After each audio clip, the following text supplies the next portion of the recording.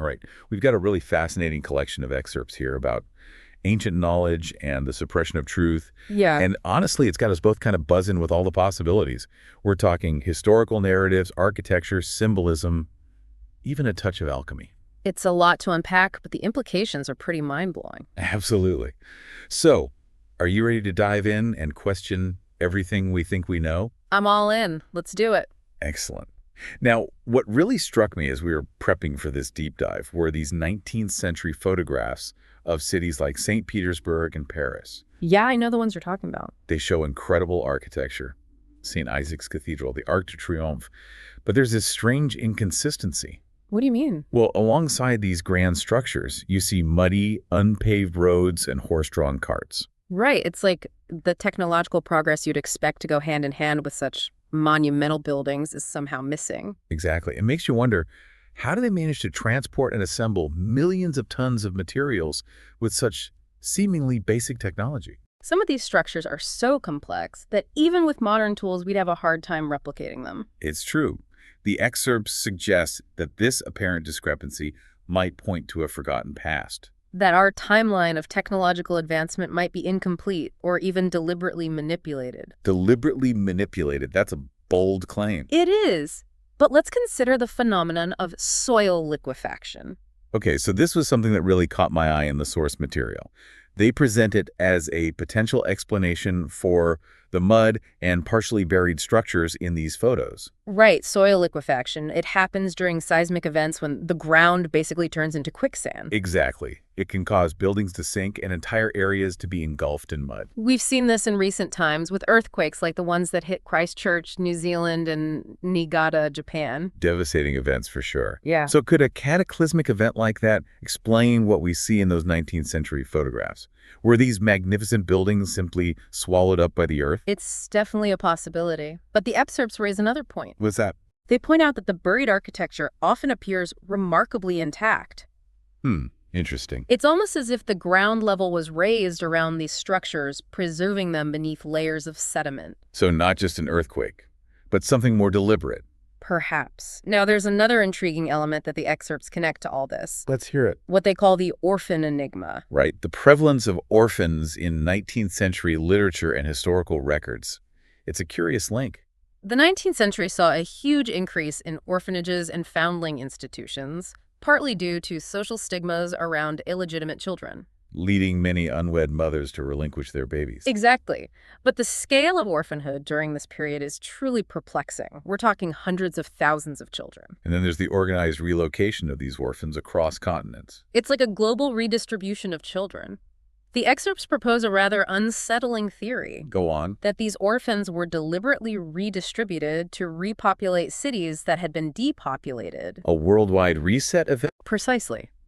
A period of upheaval and societal restructuring that's been largely hidden from our history books. Wow, a global reset. That's a lot to process. And hold on, the excerpts go even deeper, hinting at a connection between this reset event and the suppression of ancient knowledge. It's like they're suggesting that these grand architectural feats, the intricate designs, the precise geometry, all point to a civilization that knew more than we give them credit for. That they possessed advanced knowledge about energy, technology, and even the true nature of the earth. And that this knowledge was deliberately suppressed. To control the narrative and maintain power structures. It's a lot to take in, but it's definitely making me rethink everything. Me too. So where do we even begin to unravel all this?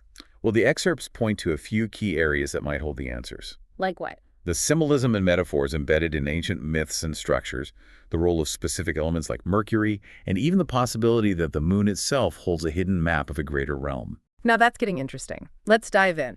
Okay, so before we get to that moon map, the source material points to this connection between ancient knowledge and the element Mercury. Mercury. That's an interesting one. I always think of Mercury as something kind of dangerous. Yeah, I get that. It can be toxic for sure, but it also has these unique properties that made it really valuable in the old world. Really? Like what? Fill me in. Well, for one thing, it's a fantastic conductor of electricity. Oh, okay, so it's got that going for it. And it gets even weirder when you expose Mercury to magnetic fields. Okay, now you've got my attention. When you apply magnetism and electricity to Mercury, it starts to rotate and forms a vortex. A vortex, what, like a mini tornado? Exactly. And remember our discussion about the toroidal field? Right, the donut shape, like the Earth's magnetic field. Yeah, exactly. So the idea is that Mercury, by forming a vortex, was somehow interacting with this magnetic field. So they were manipulating the Earth's magnetic field with Mercury. Is that what you're saying? That's one interpretation. The source material suggests that this principle might have been used in lots of different ways. They even point to the use of mercury in lighthouses. Lighthouses? Oh, yeah. To rotate the lenses. I'd never thought about that. But I guess that makes sense. So maybe they were using similar technology in other structures to harness energy. Interesting. And isn't mercury also a big deal in alchemy? Absolutely. Yeah. It was a central element in alchemical practices. Right. I remember reading about that. And the source material makes a connection between alchemy and this ancient knowledge. They talk about the symbol of the caduceus. The caduceus. Oh, you mean that staff with the snakes wrapped around it? Right. That symbol's often associated with healing and medicine. Right, right. But what does that have to do with mercury and all this ancient technology stuff? Well, the excerpt suggests that the caduceus symbolizes the interaction between mercury and gold, which they say were key elements in this energy system. The snakes represent the flow of these elements, kind of like interacting to create this powerful force. So the caduceus is basically a visual representation of harnessing energy. Exactly. And they even connect this whole thing to the legend of Orphans, who's also known as St. Christopher. St. Christopher. I know him as the patron saint of travelers, right? How does that fit in here? It's a pretty interesting interpretation. They suggest that the legend of Orphans is an allegory for the alchemical process. Orphans, representing Mercury, carries the Christ child, who represents gold, across the river of energy, kind of bringing this spark to humanity. Whoa, that's a lot deeper than I ever realized. It's pretty amazing how all these seemingly random things, architecture, energy systems, alchemy, and even mythology are starting to make sense together. That's the thing about these excerpts. They force you to look beyond the surface and see the connections between different ideas. Yeah, it's like a giant puzzle, and we're just starting to put the pieces together. Speaking of connections, they also bring up the swastika. Oh, wow. That's a loaded symbol. I'm really curious to hear what they have to say about that. Yeah, it's definitely a complex issue. Long before it was used for, horrible things, the swastika was a symbol found in cultures all over the world. It often represented things like the sun, life, and energy. Right, I've seen it in tons of ancient artwork. And the source material links the swastika to the concept of a central vortex at the North Pole. A vortex at the North Pole. Isn't that a flat Earth thing? It is. But the excerpt suggests that the concept might go beyond the flat Earth idea. They link the swastika to these old theories about hollow Earth and something called vril energy coming from this vortex. Vril energy. That sounds like something straight out of a sci-fi movie. It might sound crazy, but groups like the Thule Society actually believed in this vril energy. They even thought it might have played a role in the formation of the sun and the moon. Okay, now we're getting into some serious fringe territory. But I'm curious, if the swastika was associated with this energy source, why was it so demonized? Well, the excerpt suggests that it was demonized because of its connection to this energy. The people in power, or those who wanted to control knowledge, wouldn't want people messing around with powerful symbols. Right. It's a scary thought, but it kind of makes sense. It's all about the control of information, keeping people in the dark. It's incredible how all these different things, mercury, alchemy, the swastika, all seem to point towards this idea of a hidden knowledge that someone, somewhere, wanted to keep secret. Yeah, it's definitely a compelling narrative. And now we're going to talk about maybe the most intriguing part of all this, the possibility that the moon is actually a map of a greater realm. This is where it gets really wild. All right, let's talk about this moon map thing. I got to be honest, it sounds a little out there. Like, how could the moon's surface actually be a map? Well, the excerpts talk about this really fascinating theory that connects the moon to early photography. To photography, okay, now I'm intrigued. Yeah, they suggest that the moon's surface might act like a giant photographic plate. Whoa, a giant lunar photograph. I don't think I'm following. So basically, they're saying that the moon might contain light-sensitive materials, kind of like the stuff they used in old-school photography. Huh, okay. So it's like the moon was exposed to light from Earth and captured an image of what the continents looked like way back when. Exactly. They even tie this into the whole alchemy thing. You know how alchemists associated the moon with silver, which is a key element in photography? Oh, right.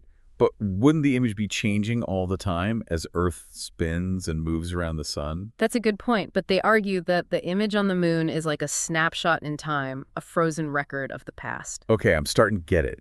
But if this lunar map is real, what does it actually show? Like, does it reveal lost continents or anything like that? Well, the source material mentions a researcher named Sturgios who spent a lot of time analyzing the moon's surface. He claims that one layer reveals the outlines of Earth's land masses, including some that we don't recognize at all. Unfamiliar land masses? Yeah. You mean like continents we've never seen before? That's crazy. And there's more. Sturgios says that if you treat the moon as a mirror image and flip it horizontally, you can actually map out the continents we know pretty accurately, like even details like lakes and deserts. Wow, that's pretty mind-blowing. But if the sun and moon are circling above a flat Earth, why wouldn't they illuminate those unknown land masses? We should be able to see them, right? Well, they bring up this idea of a magnetic field pocket. A magnetic field pocket, what's that? They're suggesting that our known world exists within this localized magnetic field, kind of like an energy bubble within a larger realm. And the sun and moon, they're bound by this magnetic field, so they only travel over the area we know as Earth. So it's like we're in this tiny little pocket of a much bigger world, and we're just completely oblivious to everything that's out there. That's the idea. It really challenges how we think about geography and our place in the cosmos. It sure does. But what about the ice wall? Shouldn't we be able to see that on the moon map too? It's a good question, and the excerpts actually address that. They admit that the ice wall, at least as it's described in most flat Earth theories, isn't visible on this lunar map. So maybe the flat Earth idea is wrong. They don't necessarily say that, but they do encourage people to question what they've been told, even within the flat Earth community. They suggest that maybe there's more to the story, a deeper level of understanding. It's like a conspiracy within a conspiracy. My head's starting to spin. But hey, while we're on the topic of questioning things, what about those astronomical clocks we talked about earlier? Ah, yes, the astronomical clocks. They're pretty amazing pieces of engineering, aren't they? They really are. But the source material hinted that they might be more than just timekeepers. Right. They suggest that the clocks might actually reveal a limited perspective, that our view of the cosmos is skewed because we're trapped in this magnetic field pocket. So the clocks are showing us that there's more to the universe than we can see. That's one interpretation. It's like they're hinting at a cosmic reality that extends far beyond what we currently perceive. Wow, this whole deep dive has been a real trip.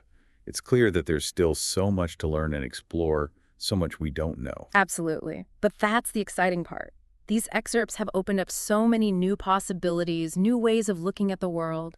It's a reminder that the search for truth is an ongoing journey, and that we should never stop questioning, never stop exploring. Well said. And as we wrap up this deep dive, we want to encourage all of you listening to keep digging, keep researching, keep an open mind. Yeah. Don't just take our word for it. Explore the source material for yourselves and see what conclusions you come to. Who knows what other mysteries are waiting to be uncovered. Thanks for joining us on this incredible journey. Until next time, keep questioning everything